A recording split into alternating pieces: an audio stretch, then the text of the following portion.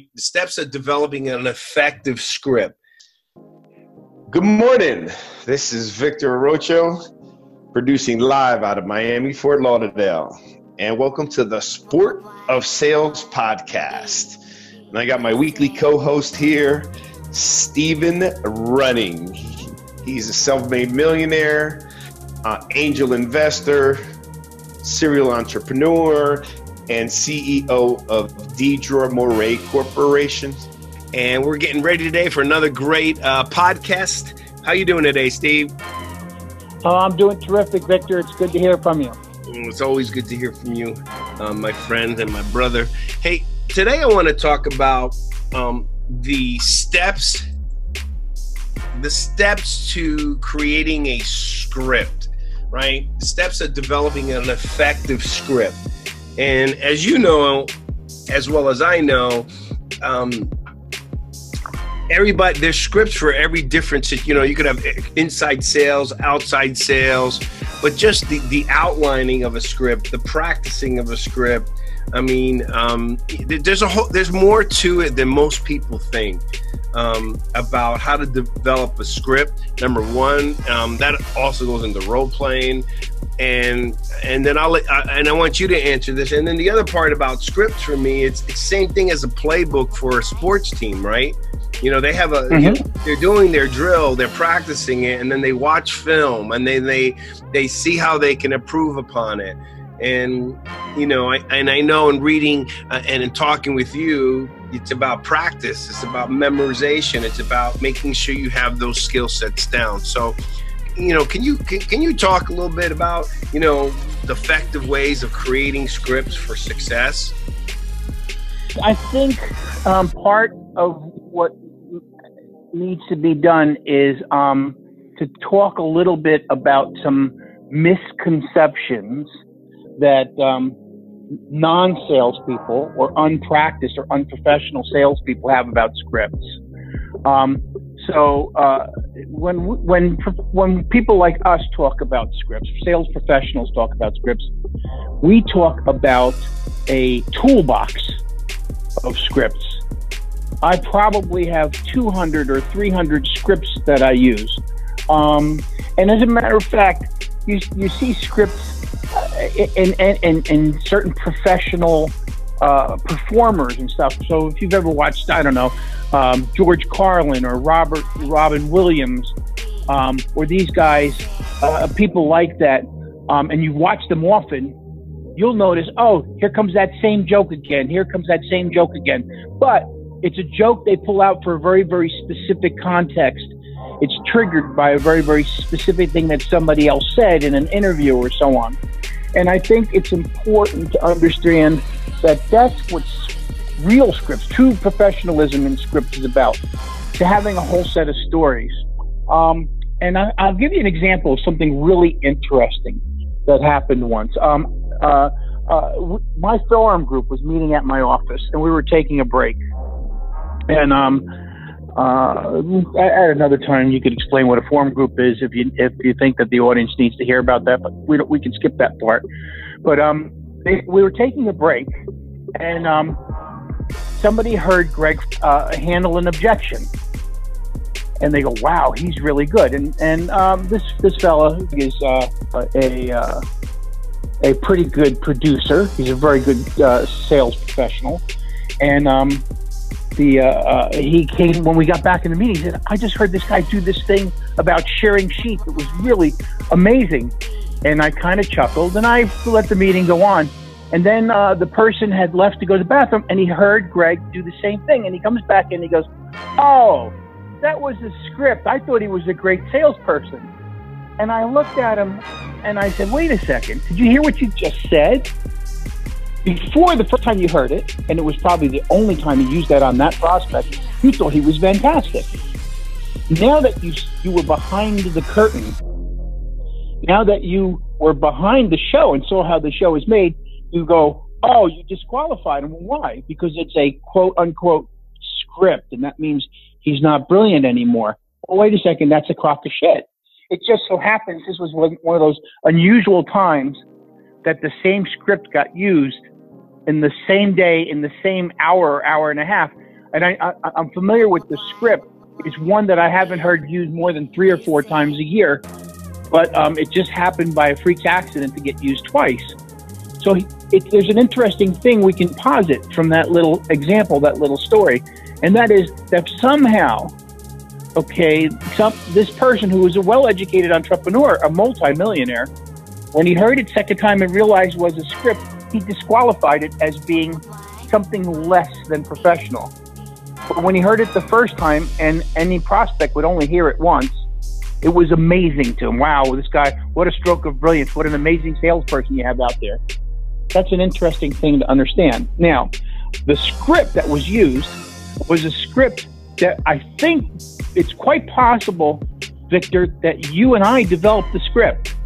There was a time when we got a book of S.O.Ps fables. And I don't know if you were involved with this, but we got all the S.O.Ps fables. I remember that. Yeah. Do you remember it? And we took them and we said, which of these would be good for telling stories to handle objection? And we've got probably 12 of them that we turned into scripts. They're little stories. They're parables. Some of the oldest books in the world use parables to teach lessons to people. All right. And in this case, there's a parable about a woman who owns a sheep. And when she got greedy, she shared it too much and the sheep died and she froze to death during the winter because she didn't have any wool. I shortened the story. But when a customer starts keeping nibbling at your fee or at your price, it keeps nibbling. This little story is a great little story to say, hey, it's kind of a way to say, look, if you don't want me to walk away and go service another customer, you better stop sharing me. It's essentially the message it gives. But it does it in a very polite, in a very memorable, in a very kind of colorful way. So the person goes, it always elicits an apology. It's an amazing script. And it's something that we had to think about. We had to write it up and say, this is a specific time to employ it. And we have our people memorize it. It only gets used once in a while, but when it gets used, it's highly effective. And we have a series of scripts like that we use. And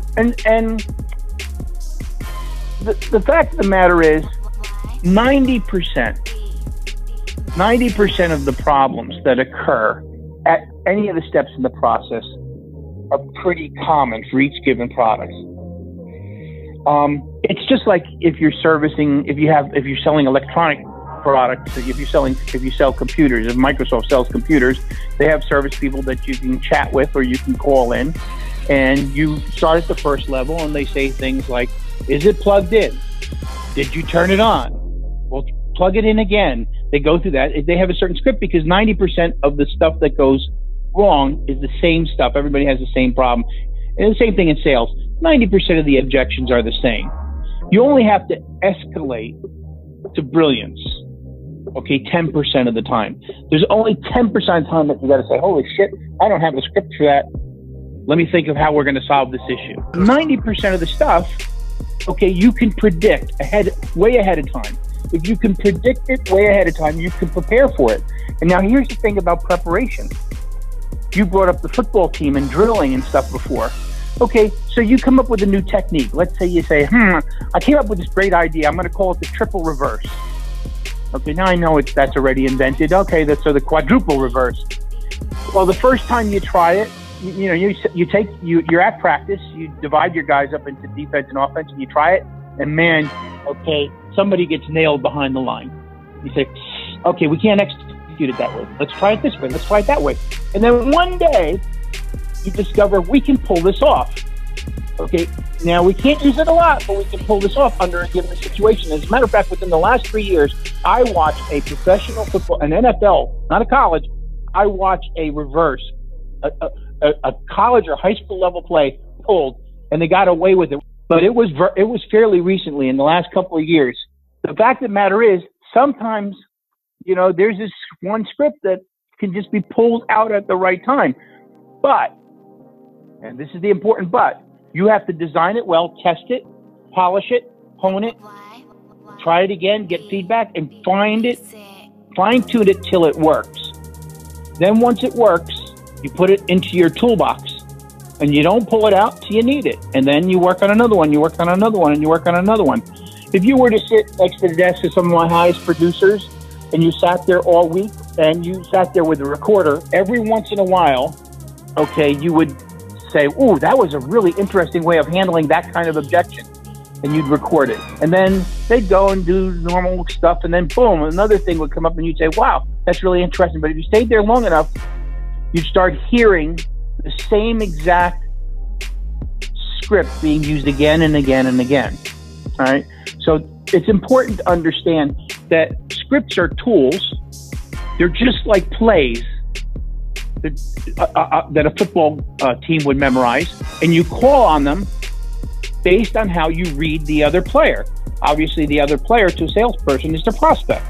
There's a certain game that goes on in sales.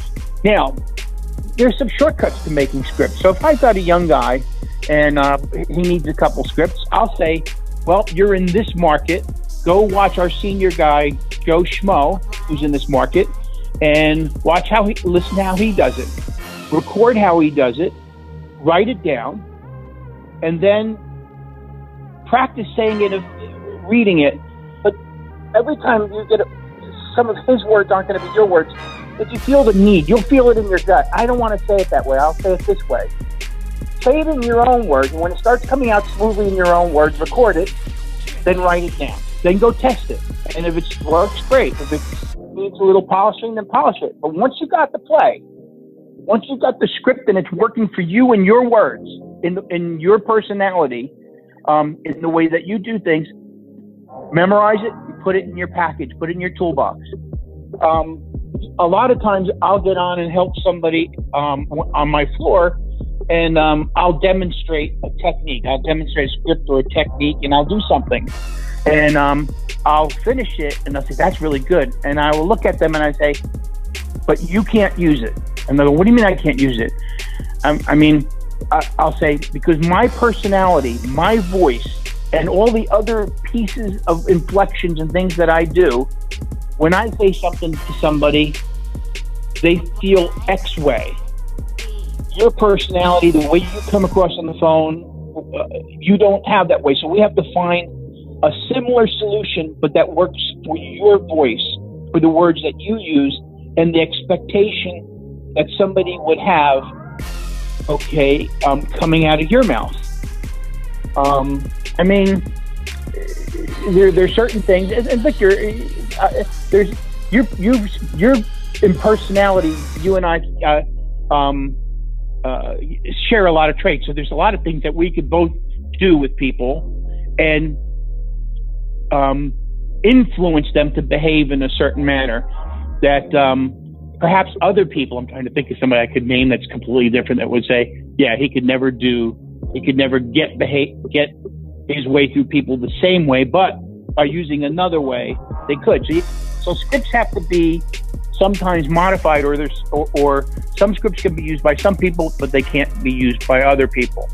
I have one guy that's I have two guys that are real extreme optimists. And then I have another two guys that are real pessimists. And their word style, the adverbs they choose, the way they direct things are completely different. And they could prospect the same companies, and the optimists will easily get orders from one set of companies, and the pessimists will easily get orders from another set of companies. But they can't cross because of the personalities that are on the phones, the prospects, human beings that are on the other side. And that's kind of one of those important things to understand about sales. There are a lot of people that it would be a strain for me to sell to. And then there are other people, other prospects that I'd have eating out of my hand within seconds. At the same time, there are people on my floor, some senior guys, who's a very chummy, chatty.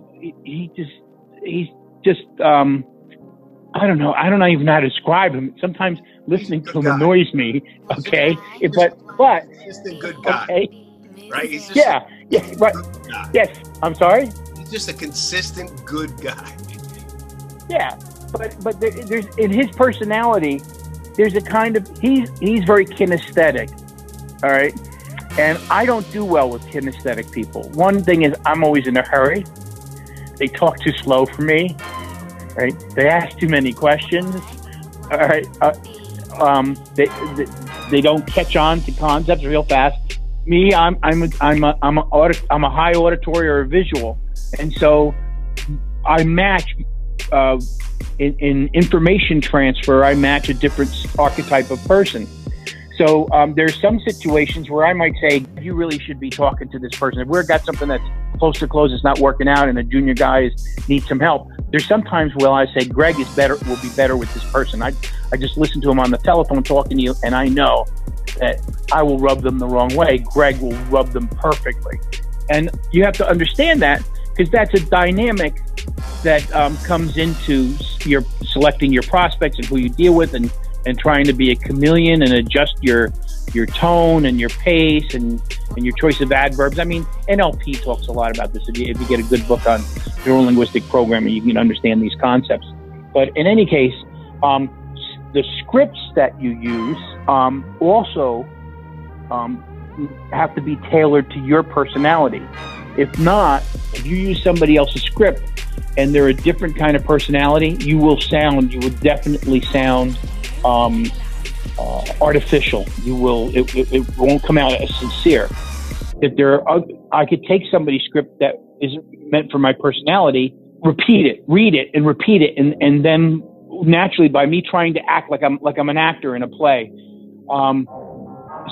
start to adjust it to fit my personality and accomplish the same thing that the script does, but with a different set of words that match my personal chemistry, and then write those down and memorize them and turn that into a perfect script for me. So what else can I talk about on scripts? Oh, the other thing is that there's scripts for different things. Look, first I got to contact people. I got to have a script. Let's say I'm on telephone sales, I need a script that's going to leave a message. It's a message script that's going to intrigue somebody to return the call. Steve, real quick though, I want to make a comment on a couple of things, and then can you go back into the other scripts? Okay. Yeah. Okay. So a couple of things. It's funny the way you said that how when he first heard the person say the script, that he was impressed because he didn't know it was a script, and then he devalued it after he found out it was a script. And, for me, I look at that as, so then the people winning Oscars really shouldn't be winning them because they're reading the script. I mean, it's... Yeah. I listen to all these movie stars that are making commentary on politics. And I go, these are people who make a living reading other people's words. They can't even write their own words. And we're supposed to take advice for them? Yeah, exactly. I mean, don't get me wrong. The rare breeds like a Robin Williams who they let just do what they want. You'll have right. There are the elite of the elite. You know what I mean? But not a lot of them, and they're reading a script, and now they're being the character. They're doing. They do their research. I mean, it's not like you don't get paid that kind of money for not performing well. But it is performance. I mean, I always say, we're sales professionals, but we're also actors, right? Mm-hmm. You could have a bad day, step in dog poop traffic, be all upset, have an argument with your spouse equivalent, get to the office, the phone rings, it's your client, and all of a sudden you go, hey, Steve, how's it going? Meanwhile, you were really upset a few minutes ago. So I thought that was funny when you said that, and he thought it was a script, and he devalued it. I go, okay, so then I guess Good Will Hunting shouldn't have been awarded for the actors, right? Or any actor, right? Right. So that's number one. Number two is that the way I like to coach and train in our teams is, yes, I wanna tell you a script. I want to show you a script. I want to write a script. But I needed to come out not Victor's way. I needed to come out your way, right? The words may be the same, but it's got to be your personality. It's got to be you, okay? I'm going to handle it one way. You're going to handle it another way. But the script is what it is, right? But be you. Don't be me, right? We're all different. We're going to handle them differently. And it's no different when you're training. The hardest part of training is that you got to train in the personality you want and get that passion, but you also got to let them know then afterwards, that's just who I am. Take what we're teaching you, but let it be you. And then the next piece I wanted to bring up in this, because I know it's not with scripts, but I guess it is, because it's part of it. You made the comment about objections. You know, owners, entrepreneurs, salespeople that are listening to this, they need to understand that every objection they get, they should start recording it, because there's going to be a limit of objections that you're going to get on any product and service. Absolutely correct. And it's not a lot either. I'd be amazed if anybody comes up with more than 10 standard objections for any product. Exactly. And then one more piece. You know, I was taught, like, when you're training, that batteries aren't included. That means you have to do some of your own stuff. But I could tell you right now, the funny part is, and you mentioned it with Greg or whatever, and is that what I get taught today, or what I teach today, or what you teach today, or what you got learned from today, right?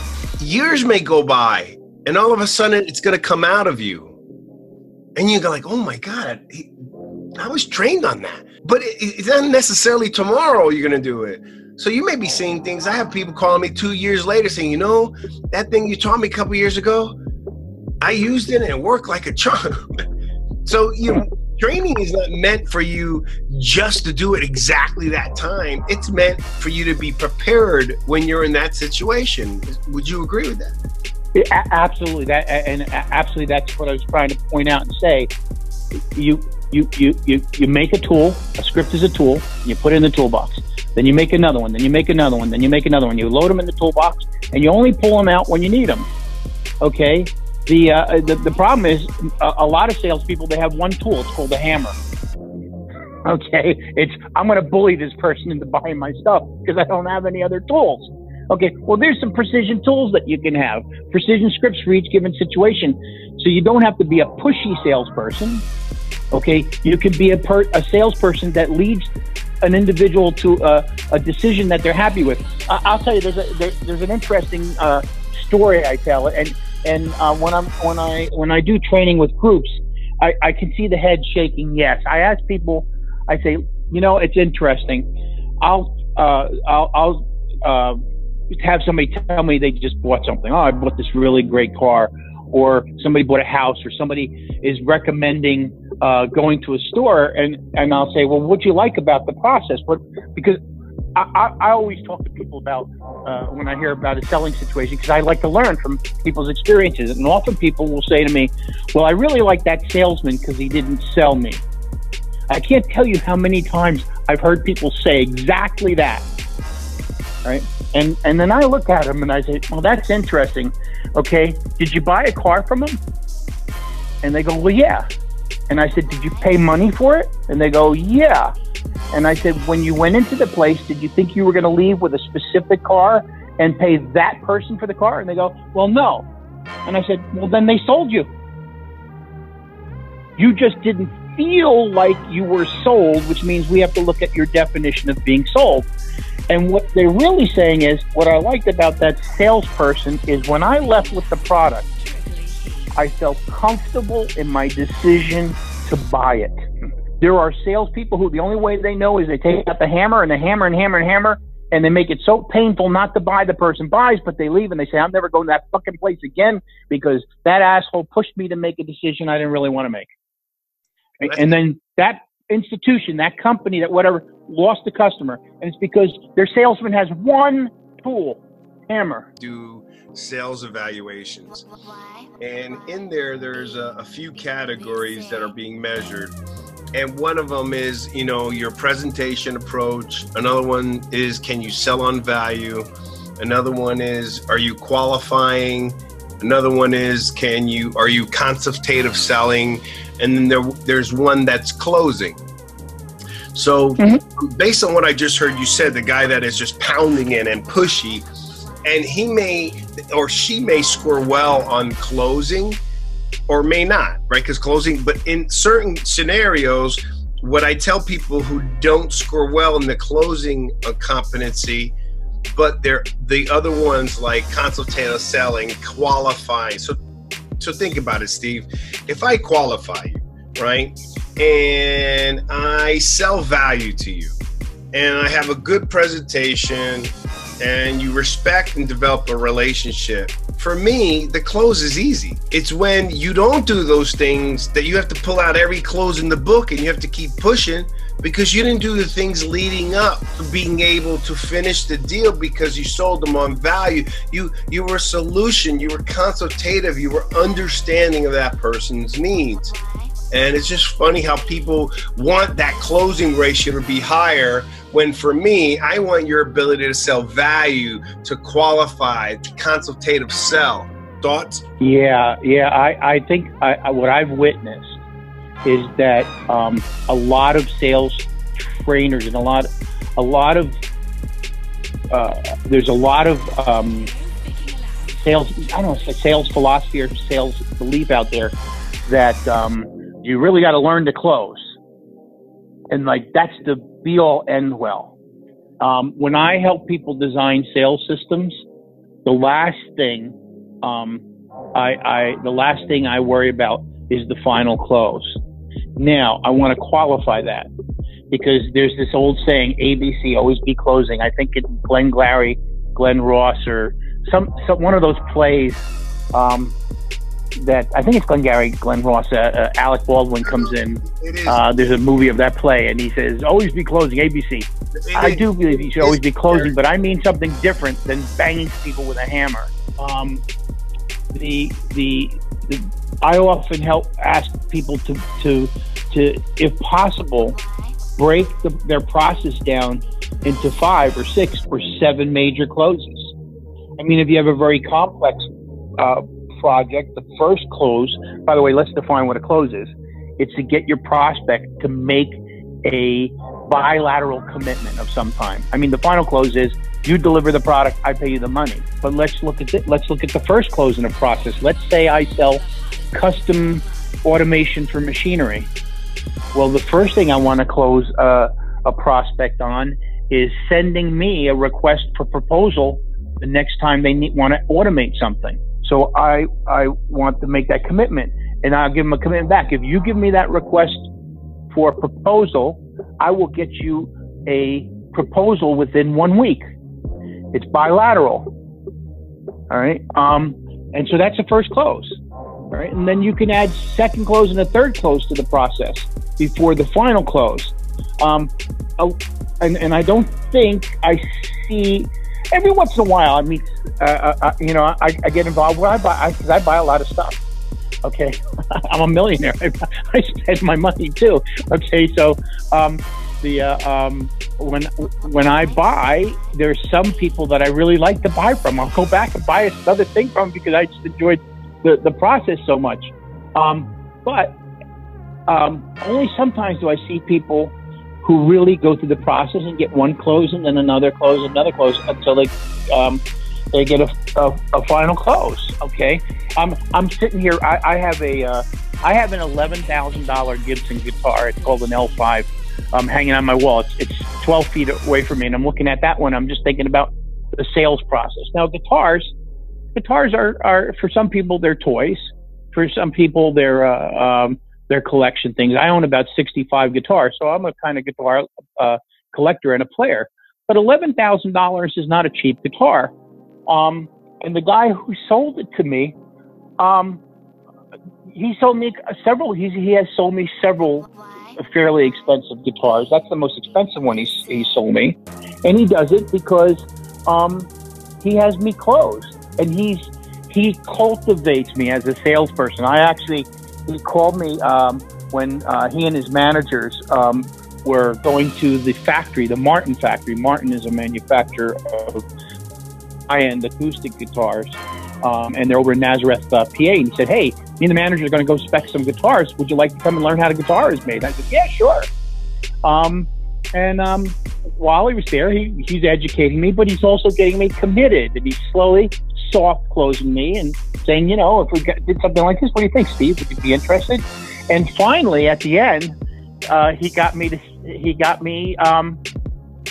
Actually, they're doing something special for me that they might not ever do for anybody else, but they're going to duplicate a very famous singer's guitar for me. All right. And I'm paying a fortune for it. Okay, I'm paying a lot of money. Okay. Over 10,000, more like about 18,000 for it. Okay. A guitar. This guy sold me an $18,000 guitar after selling me 11,000, some $6,000 guitars. All right. Well, there aren't a lot of people that sell expensive guitars like that, but I could tell this salesman, all right, this salesman's got more than one customer like me. And I don't think there's anybody else in the guitar store that has customers like me. And this guy is because he has built the process and he's got scripts. I know when he delivers a script. I even bust his chops. I say, oh man, how many times have you used that script? And he looks at me and I know he wants to say that's not a script. And he goes, oh, well, I got it out of this book, blah, blah, blah, blah, blah. Because he knows I've talked to him a lot. I've opened up to him and I've said, I'm a sales trainer. I understand this stuff. I know what you're doing. But the fact of the matter is, here's the funny thing. I'm a sales trainer. I know what he's doing. It still works on me. And he and I enjoy it. We joke about it sometimes. But so I don't know how I got off on that tangent, but I hope that's helpful. No, it was. I mean, we're going. It just, you know how hard it is in sales. They, sales professionals, great ones have to be able to think on their feet. So what we're doing, we're trying to be as surgical in pieces as possible. Sometimes it's hard because there's a lot of if-thens in sales. But back to scripts. The other thing is, and I read in some of the stuff that we talked about and you've shared with me is recording it, right? And you even in one of your areas you say you even say the amount of times you should practice it and repeat it and record it. So then you even talk about transcribing it and then review and improving the wording. So I'd like to hear your thoughts on that, but this goes back down to where it's practice, it's role play. I mean, I just did a podcast on that as well, right? Memorize the presentation. But the thing is, I'm seeing your part, and it's recording it, listening to yourself. One of the things that I had stated in another podcast is, we were taught you should be trying to practice your presentation, your different scripts or so forth, so it becomes you. Steve, I remember, we started, I still do it. If I'm going to present, if I got to do a speaking, I practice it in front of a mirror. So, help me, I want to hear your pieces on that piece, because this all relates. I'll tell you, I have a young guy. Okay. I call him my little Victor. You may have met him at the office. I may have introduced him to you. It would have been the last 2 years. 2 years ago, he was a security guard. And he's really a very optimistic, energetic. He's a soccer player, and he's there after everybody leaves. He's still there at the office. But the interesting thing, the reason I brought him up, this guy was the security guard. He's already the second year with me. He's making six figures. All right, he's earning six figures. How did that happen? Well, I'll tell you one of the things. He started very early. We have a fairly thick S.O.P. and we have lots of script books and stuff that we give to guys. And one of the things that he started doing very early, based on the training, okay, is he started each week, at the beginning of each week, I will hear him, like this coming Monday, I'll hear him using some new script that I haven't heard him use before. And he'll use it over and over and over and over again. And he'll get better and better. And by the end of the week, he'll deliver it, and it'll be so smooth. Okay, it'll sound like, if you walked into my office and just heard it once, you'd say, "Wow, that guy's brilliant." The story I tell about Craig, and then he'll put that aside. And he won't force practice it anymore. He'll go back to other things. But every week he adds one or two, and now he's been with me for 2 years. Now I hear him in his cubicle, and it's just one curveball after another that I can hear thrown to other guys that haven't worked as hard to learn this stuff. and he handles those curveballs with such finesse. It's amazing. And he turns around people that some of my other rookies would never turn around. I'm meaning in objections, and he gets them to consider. He works deals out that wouldn't be worked out by some of the other young guys on the floor, because he simply said, if Steve says this stuff works, and he's got some very large billers, I got some very large earners under me. Okay, if he says it works, then I might as well apply it, and I might as well apply it diligently. And he's done that. I'll tell you how amazing it is. Sound familiar? Okay, how many people I'll hire, good smart people, but won't do it because they think that they already know how to sell, and some of them do. They sell mediocrely. They sell to make $60,000 or $70,000 a year. Okay, this young kid that was making $12 an hour as a security guard is making double that, and I'll tell you, he's going to double that next year, because he's just constantly picking a new thing and saying, I'm going to make that part of my repertoire. I'm going to polish it in, and he practices it. And I'll tell you, he's blossoming. To me, this is what I work for now. I mean, I could have retired some time ago, but I really enjoy watching a young person, watching them to begin to climb that ladder of success and go, wow, this guy is going to be so good at what he does. And he's going to be so happy. He's going to have such a great life. And I can be part of that. And it really makes me feel good. It's a shame that so many people think that they're brilliant already when they're not. And consequently, they stay the same package. There's some guys there that I know will be the same exact package, making the same amount of money, complaining about the same things, okay, 10 years from now and 20 years from now. But not this kid. This kid will not. Steve, I'll give you an example. It makes no sense. You know, you're taught to be around people that are at the level or a greater level than you are and learn from them. So if they're already doing it, you should be mimicking that. I mean, in your own style, but if it's already proven to work, right? So I see that young kid doing that. That's number one. Number two, I just recently did a recording, and one of it was that, you know, I love to train. I love to coach. And I love making sure that during that I'm motivating. But at the end of the day, motivation only lasts so long. I want to transform you. And I think that's kind of what you were saying. There's no greater joy than making an impact on someone, period. Mm-hmm. And for me, in the profession of sales, because it's an unlimited rewarding opportunity to transform someone from a security guard, from one of the people that was working for me and now is an executive with a company. He was in marketing support. When I joined the company, they were thinking of firing him. Now he's running multiple territories, right? So the transformation of someone is key. But I also wanted to make one more comment that, because this is what's kind of bothered me. The same way you said that there are people that, you know, they're complaining and maybe they're not making as much money. So, I have met a gentleman that he's a training course. He's part of a company that we work with, and he's one of the sales people that we're helping the leaders to train. But I'll do some training, and he makes about $200,000 or more. He thinks there's not much more he could learn, one, which was pretty funny to me. And then two, it's also not about someone. You have one side where you had stated that they're complaining about this and that, well, because they're not following best practices or they think they know it. In this case, with this gentleman who's making $200,000, right? But he's stressed out all the time. It's ridiculous.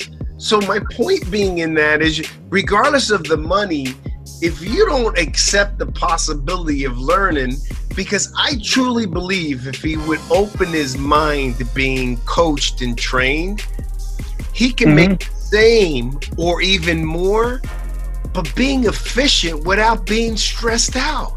Yeah, I think I think there's a lot of focus on make more money, and in sales, because a lot of sales people get in sales because you can control your income. But there's another side to it. If you're with the right kind of team, if you join the right kind of company, not only can you, by getting better, do you increase your income, but you increase your quality of life. I mean, I've got a guy that makes almost $500,000 a year. That takes 8 or 9 weeks of vacation time a year.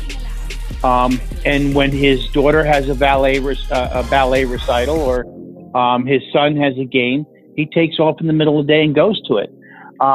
Because he's so efficient and he's so good at what he does, he doesn't have to spend that kind of time. I've got a retired naval officer, a Navy lieutenant, that is one of our associates, and now he works from Tuesday 10 o'clock in the morning till 5 on Tuesday, Wednesday, and Thursday. He earns the living he wants to make.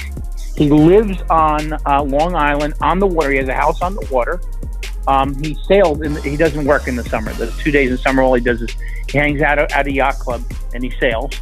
And then he shows up in September, at the end of September. He says, hey, I'm getting some orders. Get ready to give me support. And we get ready, and he plies his trade. And a very short period of time, and he makes more than a lot of people in our business. And but he has a quality of life. So there's 2 reasons to get better, to develop scripts and to become more efficient.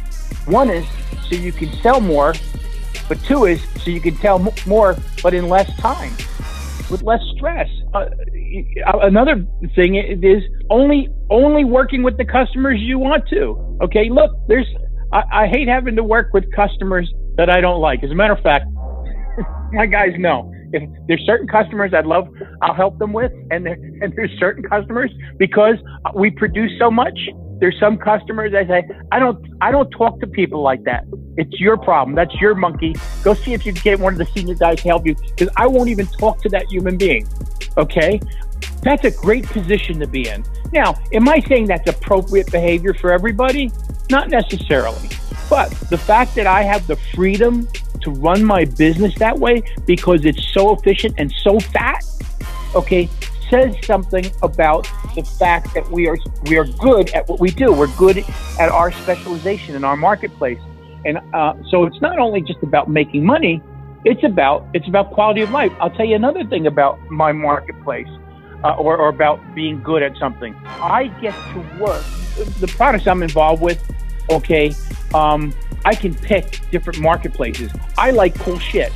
I like technology. I like working on DARPA projects and stuff like that. So what I do is because we're so good, I could ramp up a marketing plan for a target market we're not even in and have it profitable within 6 months. All right. So I get to say, you know what? I'm tired of that market. You guys worry about that. I'm going to take 2 guys and we're going to go over into this new market, and we're going to go play. And I go in every day and I play, and I go out to the trade shows in the new marketplace. Okay. And I say, oh, look, that's cool shit. Okay. 3D printers. And I'm talking about additive manufacturing, jet engines. They're not these plastic 3D printers, but they're titanium. They're making parts, 3D printing titanium parts. Okay, so I'm going to those kinds of trade shows where they're making Defense Department parts, looking at the coolest stuff, talking to people that are on the cutting edge of this market, because I said, that would be cool to learn about that market. All right, so there's 3 things that now, not only do I earn more than I need, all right, but I only deal with the customers I like to deal with. I only work the hours I want to work. Okay, and I don't stick to a schedule. Unlike you, I don't have to stick to a schedule. I'll tell you, you're the only person that gets to make an appointment with me, Victor, which is really interesting. Okay, nobody else makes appointments with me. I show up when I feel like showing up. We enjoy seeing the prosperity of people that we train and coach, and are coachable, trainable, and they're humble enough to continue following a process and a system, but we enjoy that we made a difference in that person's life from a work and a sales professional perspective. Mm-hmm. Absolutely. Right. As a matter of fact, that is the center of my activity now. I don't need to go to work. I only go to work because I'm developing a new batch of people. I mean, I got my senior guys around me. Some of those guys have been with me for 30 years, more than 30 years now. But I'm developing a new seed group of young people, and I'm going to give them the company. It's going to be my hey, I'm getting old, so I face reality that I'm going to move on. I don't know. I'll do something else. I don't think I will ever not work, but and maybe I will hang out and be their advisor or whatever. But I'm focusing right now because I'm going to create a seed group of 18 and hand it off to them and let a new generation run the company. That's awesome. And then, okay, so I want to get back to the scripting. All right, so the action items to develop an effective script. 1, record another successful salesperson conducting a similar call. 2, type an outline of the recorded presentation or script. Make 20 presentations based on the outline. Record the 20th call. Transcribe the 20th call on paper. Review and improve wording. Memorize presentation. That's a perfect system. That will work. Yep. Thoughts? Absolutely. That's the way to do it. And you use the word memorize the presentation, but sometimes it's not just presentations. It could be objection responses, and there's other things where you have a verbal deliverable that you need. But the idea is there's probably someone in your office or in your operation that's a top producer who's handling these same situations you're going to handle. Go find that person. Now, by the way, realize that person might not have the very best possibility. You can read, there's tons of sales script books, there's sales books on handling objections, etc.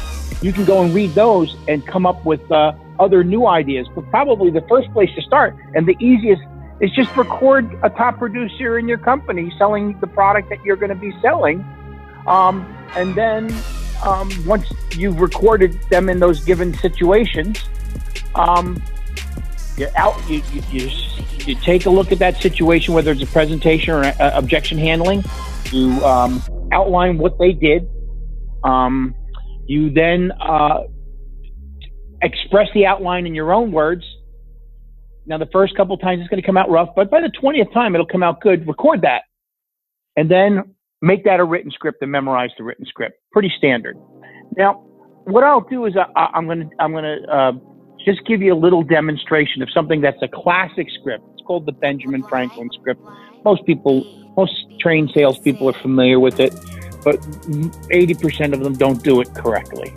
Okay, and the Benjamin Franklin script goes something like this. Hey, Victor, I know you're having a tough decision here. You're not sure to buy or not to buy. Well, I don't know if you're familiar with Benjamin Franklin, but we consider him to be one of the founding fathers of our country and one of the wisest men that's ever lived and been in this country. Are you familiar with Benjamin Franklin? And I asked that question to establish an authority. So I need a step. One part of the outline is establish authority. Now, I could turn it into the famous football coach story or the some other famous president coach. The point is I have to come up with an authority that person respects. The second part of the script goes like this. Well, Victor, whenever Benjamin Franklin found himself in a situation like this, he felt very much the way you do. If it was the right decision, he wanted to do it. If it was the wrong decision, he wanted to avoid it. And that's probably the way you feel right now, correct? What did I do? The second step was to get a confirmation that the authority and the prospect both feel the same way about the given situation. If it's the wrong decision, they want to avoid it. It's the right decision, okay, they wanted to do it. Well, I'll tell you what, I'm glad to hear that you feel the same way. What old Ben used to do is he'd take a piece of paper out, he'd draw a line down the middle, he'd list on one side, the plus side, all the reasons for going ahead with the decision, on the negative side, all the reasons against it. And then he'd look at the list, and one side would be full and one side wouldn't be so full, and then he'd know the decision to make. It worked for Ben, it probably worked for you, no? Well, let's try it. And then you walk them through the list. Hopefully all the pluses weigh more than the negatives, okay? And you look at it and say, well, I think the decision is obvious, isn't it? Okay. Now, that's the steps. That's the outline of the steps of the way it can be done. You can take those steps and modify them. But if you skip a step, it's not as effective. If you say, oh, well, hey, let's try this. Let's pull out a piece of paper and put all the reasons for it, and let's put all the reasons against it. Oh, good. Look at that. The list on the positive side is longer. You should buy it. That's not how the script works. It's got fundamental psychological processes happening in the beginning. It's establishing an authority so that when you get to the end of the list, a person could subliminally blame the authority for a bad decision if it turns out to be a bad decision.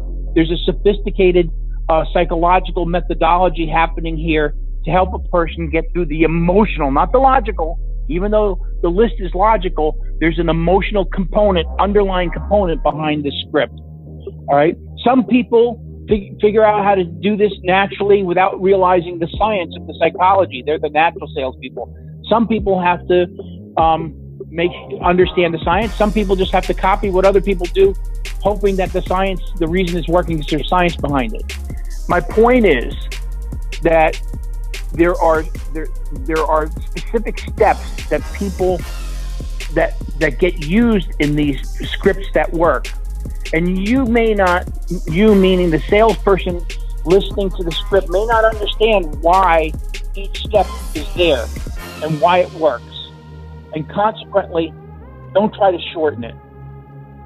When you outline it, say the first thing that gets established during this presentation or this delivery or this handling of an objection is step 1, this happens, then step 2, this happens, then step 3, this happens, then step 4, this happens.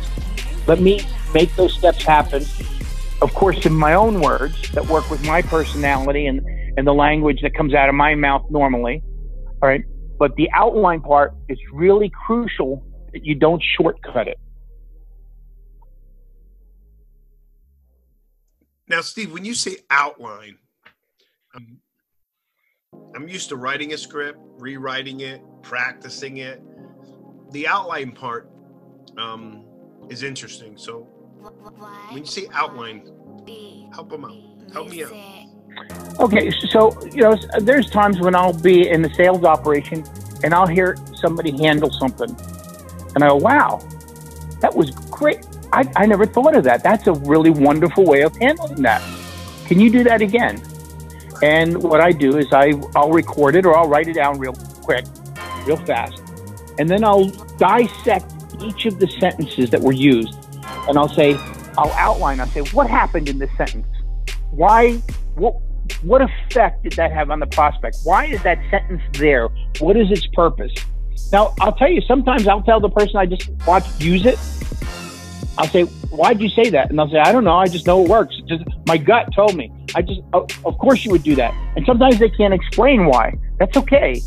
All right. They discovered something that works. Now I have to dissect why it worked because, I may not be able to use their sentence to accomplish the same thing psychologically, or the same buildup of emotional momentum, or whatever is happening in that presentation. So that's what I mean by outline. I want to make sure that I say, I got to accomplish this with this sentence. I want to accomplish this with the second sentence. I want to accomplish the third thing with the third sentence, and so on. Now, I may want to use their words, or I might want to modify their words a little bit, or I may want to say, I think I can accomplish the thing they do with the first sentence in an even better way by saying it another way. Well, that's fine. Then I'll outline it a different way. I'll express it with a different set of words, but accomplish the same setup of the sentence. And that's why the Benjamin Franklin close is an excellent example, because it's got some very distinct components, and also most salespeople are familiar with it, and also most people have chopped it short without using all the psychological components that it's meant to have. It's meant to establish an agreement of authority. It's meant to establish with an agreement that there is a problem that needs to be solved. It's meant to establish next. The third step is to establish that there's a methodology that worked for the authority. And if it worked for the authority, if it was good enough for old Ben, it's good enough for you. And then to execute the decision-making process and to say, we're done. It says, go ahead and try to move back into the closing step. Cash or charge? That was a closing question, by the way. Alternative choice closing question. That was great. No, I liked it all. I'm gonna have to cut it and put it before the action items. That's right. What was I going to tell you? No, that was. You know what's funny? I'll determine whether I'm going to take some clips and stuff.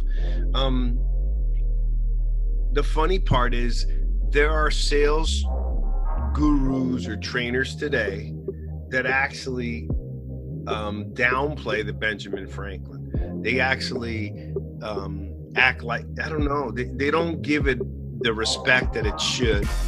And I don't think they either do it just to say that they're different, or they do it because they believe it, or they do it because they just think they're stupid. But without, maybe I shouldn't have said that, but you're 1,000% right. Closes work, but they just got to be refined to the 21st century. But closes is not just because of the way it was during a different time. I think you hit on something. It's the concept of it, if I heard you correctly, right? It's the logic behind Ben Franklin. It's not, let's take a legal pad. And I know that by verbatim. Remember, I had to go on stage. Right? Let's get a legal pad, right? Because that is the verbatim verse. I can recite it, but that's not really. It's not really what you're doing. That's how you should be making financial decisions. That's how you should be. You know what I'm saying? I mean, this is how you should do it personally, not just if you were, trying to sell someone and solving their problem. I think decisions should be made that you do that when you're going to send your kid to college. What are the pros and the cons? Exactly. It's almost like the Oscar story. We got two things that are just hilarious to me. Oh, that's a script? Oh, no wonder. Really? Take my fucking Oscar away. And the other... oh, that shit, I forgot what the second one. And then the second was, that's a close. Oh, yeah, because you don't do that shit in your regular life. And, I don't know what the hell you're doing. But I think that's pretty funny because, sales is life. Life is sales. Okay, well, this has been great. Victor, you hit it. There's an interesting thing. Okay, and my guys have watched me do this, and they laugh when I do it because they watch me enough to do it that they know what I'm doing. I'm so confident in my ability, and I don't want to be cocky, but I've been doing this for 35 years. Okay, I could sell ice cubes to an Eskimo. All right, I wouldn't, because an Eskimo could walk out his door and just chop some off the iceberg, but I could convince him that my ice cubes are better. All right. And I have the confidence in doing that. So there are times when, they've needed some help and I get on the phone and I will say, and the first time I do this to a rookie, they cringe because I get on the phone and I go to the prospect. I said, my rookie asked me to get on the phone because I'm the most senior person in the room and I'm going to close you. And they look at me and go, no, what are you saying? And I say, here's why I'm going to close you. And then I go into my close procedure, because if you don't make this decision, you're going to be screwed. and I'm going to explain to you why it's stupid not to make the decision that he doesn't know how to explain to you that you should be making. So we're going to go through this one step at a time. Are you ready? Pull out a piece of paper. We're going to go. And the first time I do that, they're like, you can't tell them that you're going to close them, because they're like, oh no, the cat's out of the bag. It's some big secret. I tell them up front, you know why? I can do that because I am not going to lie to them. If you think what you're doing is a lie, then you can't tell the prospect you're about to close them. I don't lie to people. I'm not going to lie to them.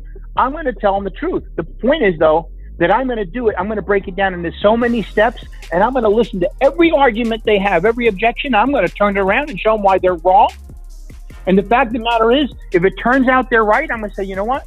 I'm not going to sell this product to you because you shouldn't have it. It would be a wrong decision to buy it. All right? And sometimes I'll turn to one of my younglings, my Padawans, my young Padawans, and I'll say, maybe it's a bad decision for him. Let me ask. And they're like, no. This is my deal. You're going to blow it. I never blow it. Okay, because I never would have taken the call if I didn't know that it was appropriate to be closed. And I'll get on the phone, but my whole reason I do that, and I'm overly overt, not covert, but overt about it, so that the rookie will watch me do it and realize he's not doing anything that's wrong. I can tell a customer, I'm about to attempt to close you. As a matter of fact, I'm not even going to go get an attempt, because there is no attempt. There's only do, as Yoda would say. Of course, I can't reach that high-pitched Yoda voice anymore. If I could, I would do it for you in Yoda voice. But there is only close. There is no attempt. All right, and I'm going to tell you why I'm going to close you, because this is the right decision. Right. So let's get started, because we don't have a lot of time to waste. Do you have a lot of time to waste? I don't have a lot of time to waste. No, good. So we both don't have a lot of time. Good. And let's move quickly on this. You got a pen and paper? Bango. And we're in. And I close them. Exactly. And the thing that I think was key for me, because I don't want to misconstrue, I know you. I'm glad you ended the piece with, if I don't close you, then it was just not the right fit.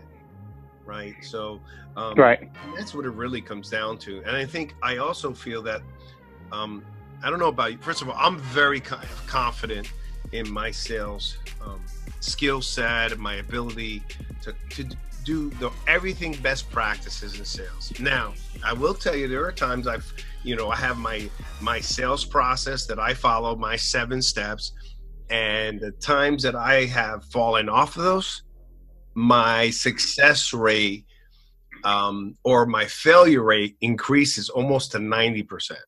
And I kick myself in the butt, right? Because and usually it happens because I know the person, right? So I'm trying to, and I'm like, why would I do that? But, let's keep going. The other thing is, look, when you're good in sales, you have to be confident. It's not that you're cocky or not anything. You're confident. We have big egos. But, if people can call it cocky. I don't care what you want to call it. I call it that I'm super confident. Why? Because I did the things in my profession that most people don't do. And when I say most people, 96% of people in sales don't do it. There's only 4% of people in the profession of sales that are elite. And we've got over 2 million evaluations to back that data up, back it up with science. So yes, I think we have the right to say that. The other thing is my confidence level skyrockets it's very confident. But if I truly feel I have something that's going to provide something that you really want, that you need fixed, yes, I'm gonna close you. And if I don't, then I messed up because you didn't really need it. It wasn't that compelling enough for you. Right. Right. So, at the end of the day, I just think that there's that's why I want to change the world of sales. So I think that, there's going to be an opportunity, either one of our books or talking, is that, to be taught by greatness, like a Yoda, it wasn't just about teaching you. It wasn't about hopefulness of teaching you. It was about our true internal feeling is, I want to transform you into the life that you want, not the life that you're just accepting. Agreed. Okay, well, Steve, we're wrapping up another, I think this was an awesome series or segment. All right, so the action items to develop an effective script. 1, record another successful salesperson conducting a similar call. 2, type an outline of the recorded presentation or script. Make 20 presentations based on the outline. Record the 20th call, transcribe the 20th call on paper, review and improve wording, memorize presentation. That's a perfect system. That will work. Yep. You have a great weekend. I really appreciate it. May God bless you, and looking forward to next week. And that's it, buddy. Absolutely, man. This is Victor Rocho signing out. The sport of sales. Break the record books. Let yourself be great. Go for the trophy every year.